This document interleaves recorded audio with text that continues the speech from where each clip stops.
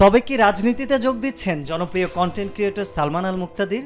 আজ ৮ সেপ্টেম্বর ঢাকা কেন্দ্রীয় শহীদ মিনারে আনুষ্ঠানিকভাবে আত্মপ্রকাশ করে জাতীয় নাগরিক কমিটি। আর সেখানেই কমিটি সদস্যদের পরিচয় করিয়ে দেবার সময় তালিকায় উঠে আসে সালমান মুক্তাদিরের নাম। আমাদের থাকছেন সালমান আল মুক্তাদির, উনি এখনো এসে পৌঁছান নাই, চিটগাঁয়ে উনি একটা শুটিং এর কাজে ব্যস্ত আছেন। এই নতুন রাজনৈতিক জনগোষ্ঠীকে স্থিতিশীল ও শান্তিপূর্ণ রাজনৈতিক বন্দোবস্তের মধ্য দিয়ে পূর্ণ বিজয় অর্জন করতে হবে। গণহত্যাকারীদের যথাযথ বিচার, রাষ্ট্রীয় প্রতিষ্ঠানের পুনর্গঠন, জনস্বার্থের প্রতি সংবেদনশীল নীতি নির্ধারণ নতুন রাজনৈতিক বন্দোবস্তের পূর্বশর্ত।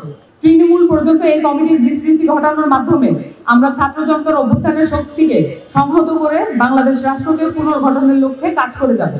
গণহত্যাকারীরা তাদেরকে যথাযথ বিচারের আওতায় নিয়ে আসা হবে। আমরা চাই বাংলাদেশকে, এই রাষ্ট্রকে পুনর্গঠন করতে। আমরা চাই জনস্বার্থের পক্ষে নীতি নির্ধারণ করতে। তবে চট্টগ্রামের শুটিংয়ে ব্যস্ত থাকায় তিনি সংগঠনটির সাথে কয়েকদিন পর যোগ দেবেন বলে জানা গেছে। এখন দেখার পালা, এই সংগঠন যদি পরবর্তীতে রাজনৈতিক দলে রূপান্তরিত হয় তখনও সালমান মুক্তাদির সেখানে থাকেন কিনা। আরিফ হক, মাই টিভি।